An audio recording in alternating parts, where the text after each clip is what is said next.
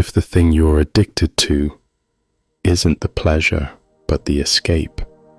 Have you ever caught yourself scrolling through your phone for no real reason? Not to work, not to connect, just to avoid that strange emptiness that creeps in when the world goes silent. You tap one app after another. You swipe through hundreds of images. You consume video after video so quickly you can't even recall what you just watched. And then, when all the noise fades, there it is again, that quiet sigh, that haunting feeling like you missed something important, but you can't quite name what it is. You're not alone in that. We are living in a time when dopamine, the neurotransmitter of pleasure, has become a form of fast food. The more, the better. The faster, the safer. But at what cost? We trade focus for stimulation. We lose peace in the chase for micro hits of digital highs. And most dangerously, we begin to forget how to be still. If your mind no longer feels like your own, maybe it's time to do something radical. Dopamine detox. You didn't choose this addiction, but it chose you. Slowly, quietly, and thoroughly. You weren't born needing to check your notifications every 5 minutes. You weren't born craving a rush every time someone likes your post. No, that was installed.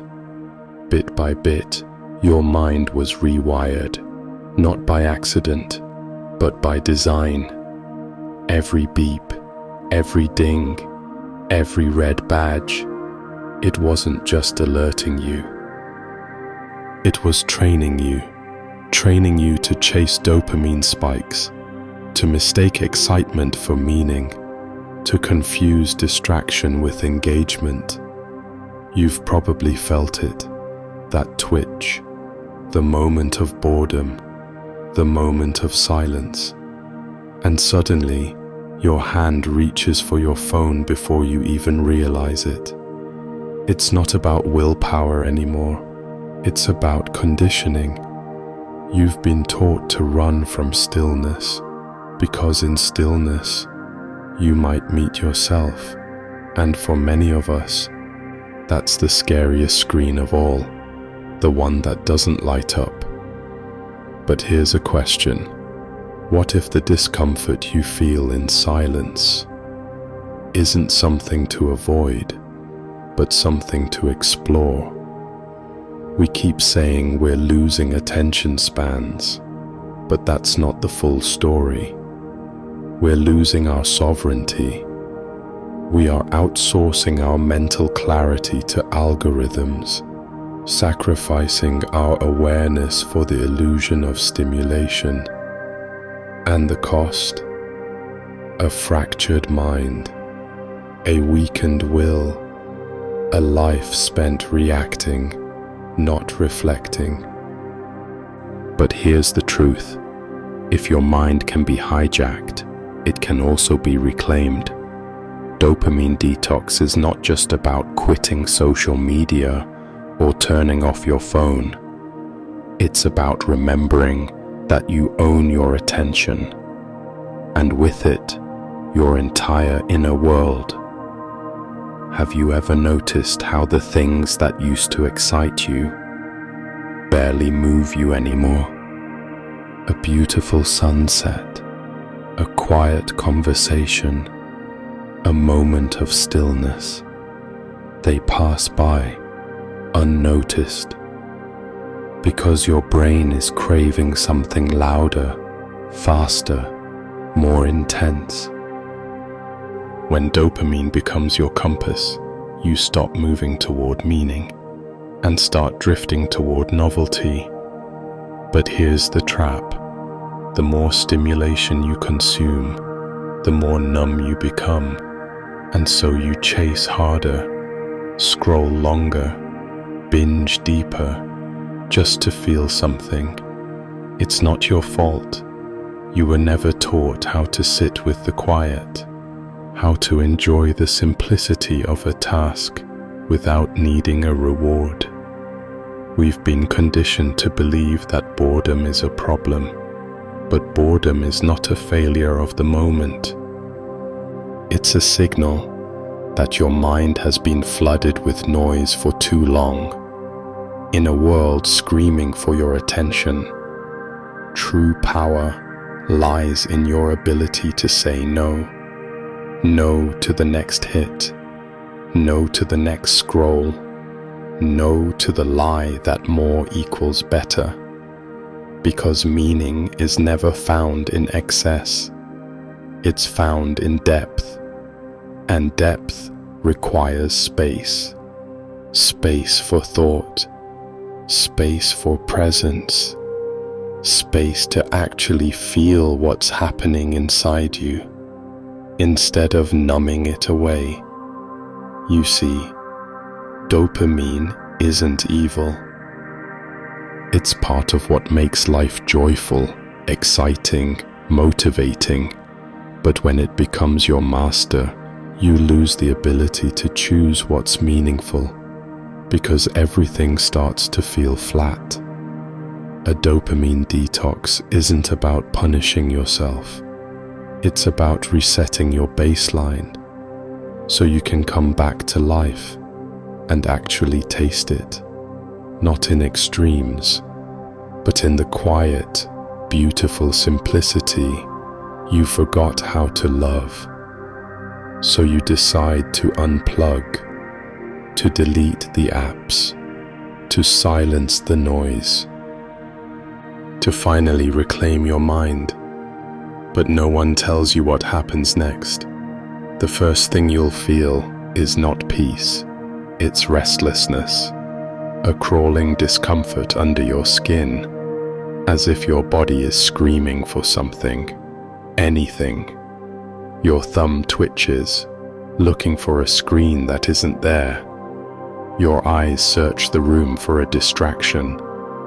Your mind races, desperate to escape this moment. This is withdrawal, not from a substance, but from a rhythm of reward that you've unknowingly become addicted to. You feel like you're losing your grip, but really, you're starting to get it back. Silence can be violent when you've lived in noise. Stillness can feel like death when your identity has been built on constant motion. But this is the gate you must walk through, and no one can do it for you. In this silence, old feelings begin to rise, the ones you've been avoiding: regret, shame, loneliness, the hidden grief of being disconnected from yourself for too long. You may wonder, was all the noise just a distraction from this pain? Yes and no. The noise was both the escape and the prison, the very thing that numbed you and kept you numb. And now, in this detox, you're standing naked in front of the mirror of your mind. No filters, no stimulation, just the raw truth of who you are and how far you've drifted. But don't run, don't flinch. This discomfort is a cleansing. It's the dust settling. It's your nervous system beginning to breathe again. It's your brain recalibrating. Because before you can feel joy again, you have to let the numbness wear off.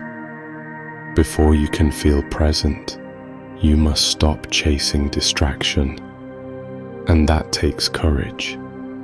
Not just once, but every time the urge hits. Every time boredom rises like a wave, and you learn to ride it instead of running. This is the true beginning of the detox, not when you remove the external noise, but when you face the internal one. And once you can sit with that, you're no longer a slave to your cravings, you're free. Then, something shifts. Not all at once, not with fireworks, but with a quiet, almost imperceptible change. You wake up one morning and the urge to check your phone is softer. You sit by a window and actually notice the light falling on the floor. You hear your own thoughts, not as noise, but as something you want to listen to. For the first time in a long time, you feel a space open up inside you. Not filled with content, not flooded with distraction, just space. And in that space, something long buried begins to rise. Clarity, not the kind that screams for attention, but the kind that whispers, gently, honestly. You begin to hear your own desires, the real ones, not the ones marketed to you, not the ones that rack up likes, but the ones that come from the quiet center of your being. You notice you can read longer, think deeper, feel more fully. You begin to remember what focus feels like, what presence feels like, what life feels like, without a filter. The world hasn't changed, but your relationship to it has. Colors seem richer, time slows down. You're no longer rushing to the next thing, because this moment finally feels like enough. And what's even more beautiful, you start to enjoy the things that once felt boring. Making tea, folding laundry, taking a walk. They're no longer just empty tasks between dopamine hits. They become rituals, anchors, portals back to your own presence. This is the gift of the detox, not a life stripped of joy, but a life that's resensitized to it. When you stop numbing yourself with constant stimulation, you make room to feel the full range of your humanity. And in that feeling, you find something that endless scrolling could never give you: satisfaction, not because you consumed more, but because you finally remembered how to be. But here's the thing, clarity is not a destination, it's a practice. And without care, even the clearest waters will cloud again. Because the world isn't going to slow down for you. It's not going to stop flashing, buzzing, pinging. It will keep shouting for your attention. Keep dangling novelty like a carrot in front of your mind. So now comes the real work. Protecting the peace you've worked so hard to reclaim. You begin by choosing what enters your field. You start to realize your attention is your most sacred currency, and that not everything deserves to spend it. You curate your inputs like your life depends on it, because, in many ways, it does. You unfollow accounts that trigger comparison. You disable notifications that hijack your day.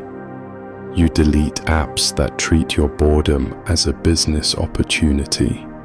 You simplify. You subtract. You strip away. Not because you're anti-technology, but because you're pro-awareness. And slowly, your mind begins to shift from a battlefield to a garden. You stop feeding it junk and start feeding it silence, slowness, stillness. You notice what nourishes your system instead of numbing it. Books instead of feeds. Walks instead of doom scrolls. Real conversations instead of comment wars. You start setting boundaries, not just with others, but with your own impulses. You ask yourself before clicking, what am I actually looking for right now? Is it distraction, validation, comfort? And instead of reaching outward, you begin turning inward. You meet your restlessness with breath. You meet your boredom with curiosity. You meet your anxiety with compassion. It's not always clean or pretty. Some days you'll relapse into the loop, and that's okay. The goal isn't perfection, it's awareness, because every time you come back to yourself, you make the returning easier. You build trust in your ability to self-regulate. You realize you don't need to run from discomfort. You can sit with it, learn from it, even befriend it, and over time, that changes everything. You stop being a puppet pulled by algorithms and become an author of your own experience.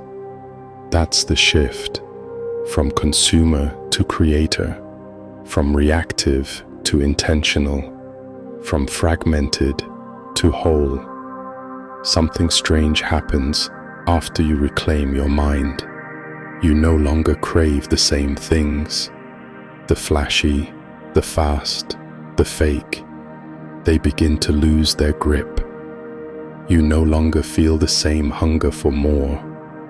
More likes, more clicks, more noise.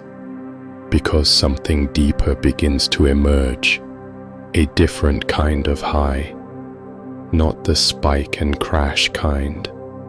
Not the temporary thrill followed by emptiness, but the kind of high that feels rooted. It comes when you lose yourself in deep work, when hours pass and you're so immersed you forget to check your phone. It comes when you truly listen to someone, not waiting to speak, not scrolling in between, but being fully with them. It comes when you sit in silence and feel at peace, not needing a screen, a sound, or a scroll. You find beauty in stillness, meaning in slowness, joy in ordinary moments. You begin to rebuild your life, not around stimulation, but around intention. You notice the gap between impulse and action, and in that gap, you find power. You choose what to feed your mind, what to say yes to, what to walk away from. And with every conscious choice, you reinforce a new identity, not the dopamine chaser, but the self-aware creator, not the addict of distraction, but the architect of presence. And here's the real twist. The more you slow down, the more alive you feel. Because it was never about doing more, consuming more, achieving more. It was always about coming back to this moment, this breath, this self. You reclaim your mind, and with it, you reclaim your life. Maybe all along, your mind wasn't broken, just buried beneath layers of noise, beneath the reflex to reach for the next hit of something. Maybe underneath the digital dust, there was always a quieter voice, waiting. Not the voice that shouts for validation, but the one that whispers, "You're already enough." Not the one that scrolls to escape, but the one that longs to be here, now, fully. We live in an age that profits from your distraction, where your attention is currency and your mind is for sale. But there's a rebellion in stillness, a revolution in choosing presence, a quiet act of defiance in saying, no, you can't have my mind. You can't hijack my soul for a few seconds of thrill. I will feel the discomfort. I will sit with the boredom. I will let the silence stretch until it speaks, because I am ready to come back to myself, not the image, not the algorithm, not the identity crafted for likes, but the real me, the one who doesn't need to prove or perform. And maybe you're ready too. Ready to trade dopamine spikes for depth, ready to choose clarity over chaos, ready to live wide awake, not half alive. So the next time your fingers reach for the phone, pause. The next time you feel the itch for distraction, breathe. And remember, this moment is enough. You are enough. You don't have to run. Come back. Again and again, come back to presence, to peace, to you.